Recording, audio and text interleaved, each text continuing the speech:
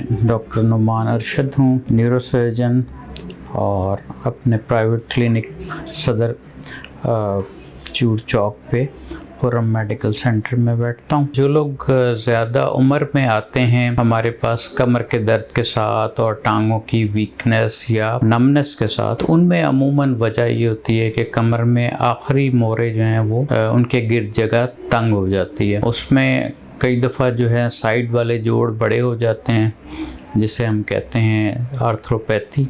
और अंदर की जो लिगामेंट्स हैं वो मोटी हो जाती हैं, जिसकी वजह से रगों के लिए जगह कम पड़ जाती है। इन लोगों में अमूमन टांग उठाने पे कोई पेन नहीं होता, लेकिन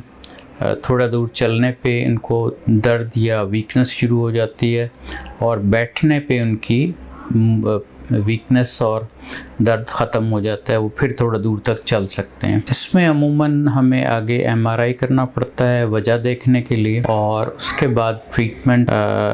दवाइयों से अमूमन टेम्पररी होती है, परमानेंट नहीं होती। जो दूसरी दो चीज़ें हैं इसमें इफ़ेक्टिव, वो है एपिड्यूरल स्टीरॉयड इंजेक्शन, जिसमें अगर माइल्ड किस्म की नैरोइंग हो तो उसमें हम एपिड्यूरल स्टीरॉयड इंजेक्शंस लगाते हैं,